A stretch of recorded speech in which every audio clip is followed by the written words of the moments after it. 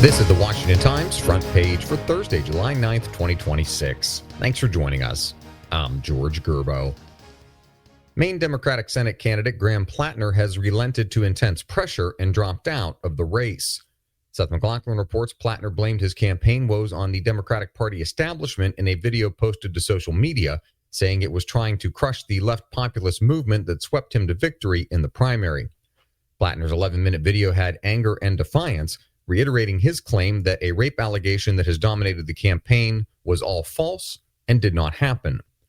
His exit clears the way for Democrats to install a new nominee against incumbent Republican Senator Susan Collins in a marquee contest that could help determine control of the Senate next year. President Trump berated NATO allies before hailing the tremendous unity of the alliance, capping a whirlwind two-day summit in which the U.S. extended a huge boost to Ukraine's ability to defend itself against Russia.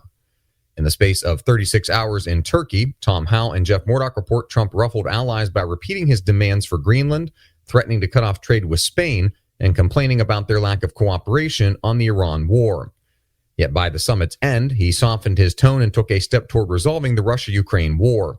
He said he would give Ukraine the right to manufacture its own Patriot missiles under a U.S. license for Raytheon and Lockheed Martin technology. The U.S. has launched new strikes on Iran as the two sides moved closer to resuming full hostilities.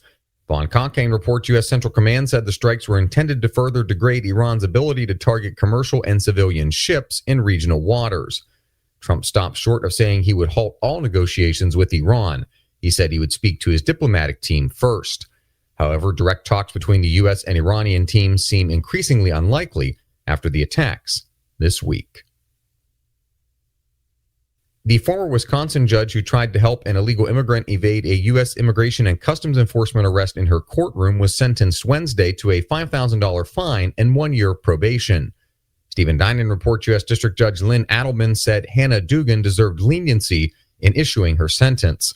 Dugan became a face of resistance to President Trump's mass deportation agenda last year after she was accused of trying to distract an immigration arrest team and then cutting short her proceedings and ushering the illegal immigrant out to evade the officers.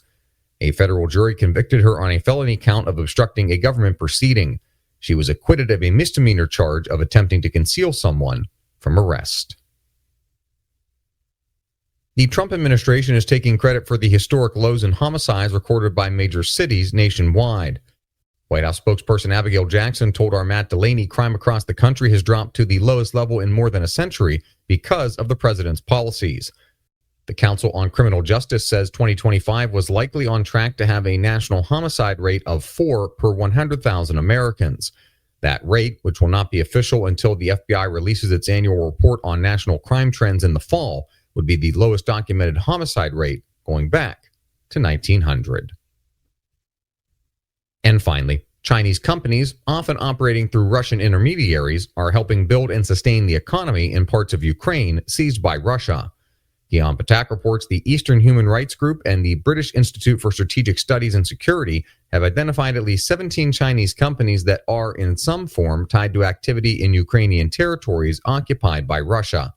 Their activities include supplying mining equipment and construction machinery, providing telecommunications and financial services, and supporting transport links and infrastructure.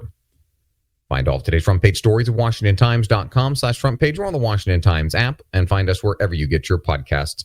You can also find us on social media at Wash Times for breaking news, sports, commentary, and more.